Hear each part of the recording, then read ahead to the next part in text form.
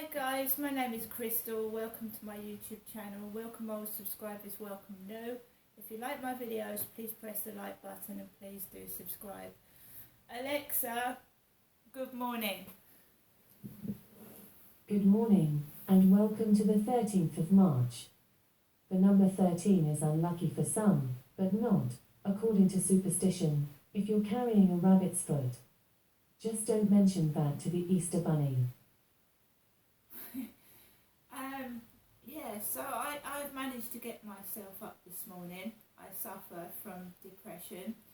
A lot of things have gone on in my life, and I also suffer from low self-esteem. And obviously combine the two and it can be quite nasty, a bout of depression and feeling that you're not good enough.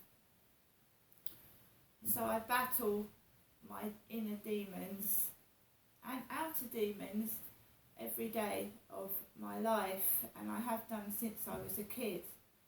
I used to get up as a child. I would know what was going to happen. My dad would lose his temper, he would take it out on me and beat me, and it just for no reason. Probably he was drunk from drink, he was a heavy drinker, he was a heavy smoker, but I would get up and music was my saviour, my radio, and my parents were poor and we couldn't afford like stereo systems and the latest surround sound, etc. But I had a radio and I'd make my own music and I'd write my own poetry, I'd write my own songs, and I would never ever give up. Whatever my torturers, my abusers put me through, I would not end it, I would not give up. So why would someone think that I would suddenly feel like doing that now? Right? I was deprived of food as a child. I was deprived of human comfort as a child. I was beaten. I was subjected to sexual advances I didn't want from a member of the family. Do you not think that if I coped through that as a 10-year-old girl, why would I suddenly give up at the age of 54? I've been treated like a caged animal since I was a child. And I'm nobody's property but my own. I'm being kept in a bubble, but it's not a safe bubble, is it? It's a torture bubble. Being segregated, isolated from everybody else, it's not a happy bubble, is it? They're just hiding what they've done. Keep trying to make me ill as well. That happened to me as a child. Very strong smells used to knock me out, almost make me comatose, and of course you're vulnerable. When you're ill and you need somebody to look after you, you're vulnerable, and you're a target for an abuser, aren't you? Strong smells used to knock me out. Granddad's terps, coal smell, creosote, which is fencing paint, isn't it? Builder's smells. Can you see what's been going on? They make me feel ill. That either traps me indoors where I can't breathe and I can't. And it also stops you eating. So someone decides when I'm too fat and I need to lose weight.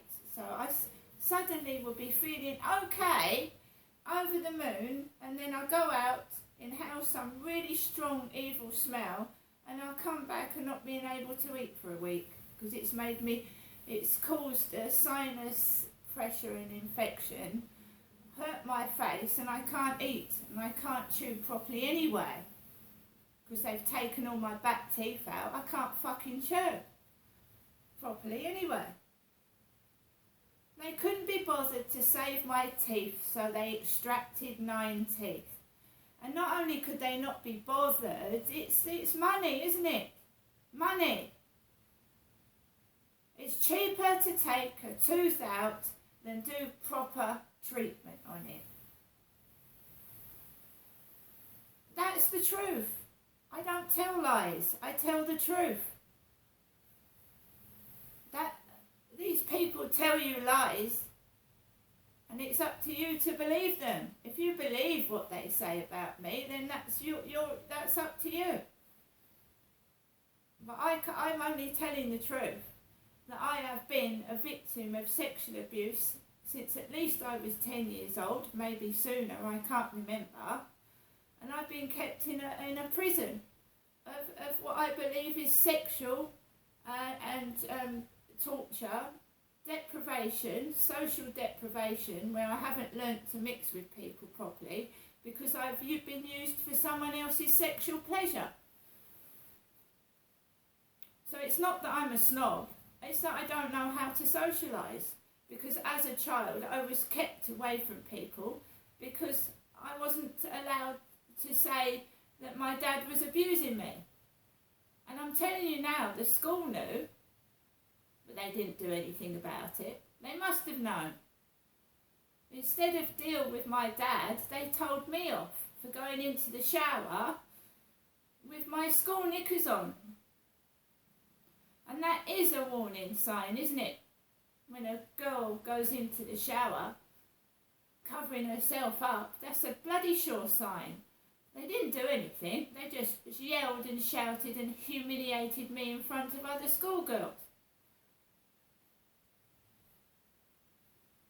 What's going on today is I'm 54 years old and they can't let me go. They can't let me have my freedom, they can't let me be in peace.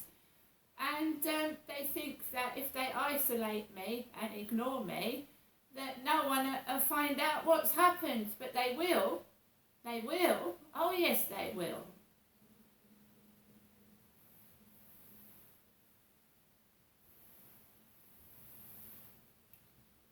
And to people out there that have been abused, you're not dirty, because you get told you're dirty. They don't punish the perpetrator, but they tar you with the brush that you're dirty, you're filthy. Oh, it's disgusting. I quite agree it's disgusting being abused. Yeah, and unless you've experienced it for yourself, you don't know how disgusting a person feels when they're abused by a member of their family. You just don't know, so don't fucking, you're disgusting. It is disgusting and it should have been stopped. And a lot of women knew it was going on and just, I told you, laughed at me. When I was taken to these places, I was laughed at. And they knew full well who I was and what was going on. So I get up in the morning and I know I'm segregated, isolated and alone in this battle. And I smile and I get up and I carry on, regardless of the ignorance and the way that I'm looked upon as a piece of fucking filth. I know.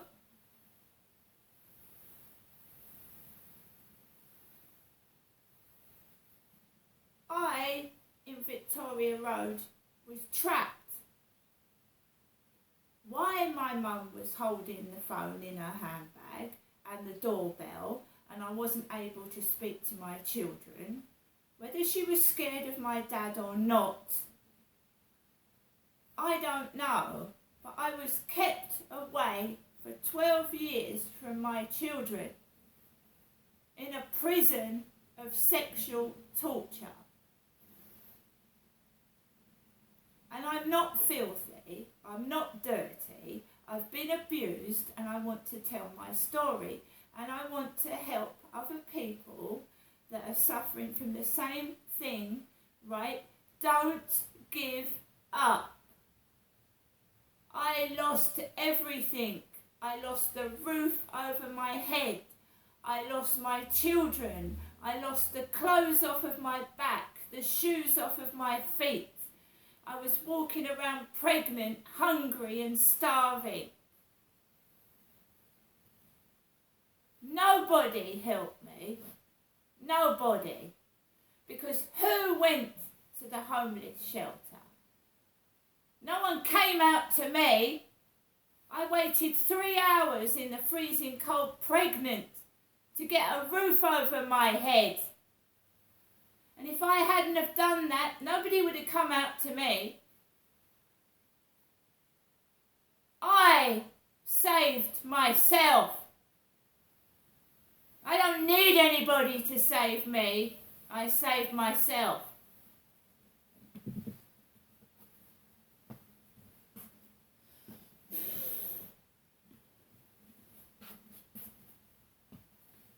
I've been to churches. Churches? No, not interested.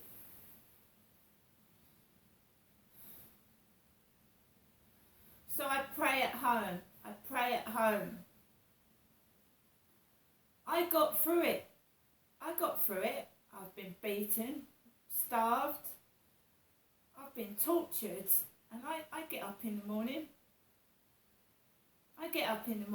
And anyone that turns their nose down at me, fuck you. Fuck you.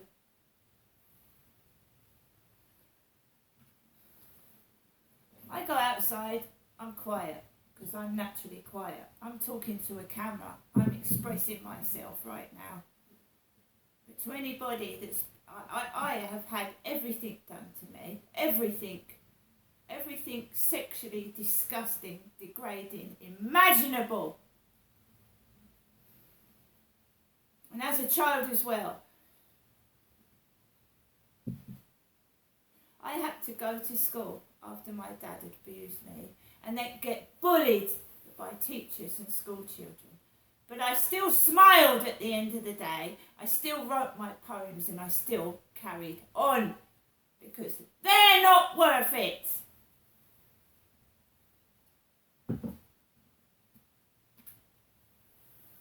This is a perverted country we live in with liars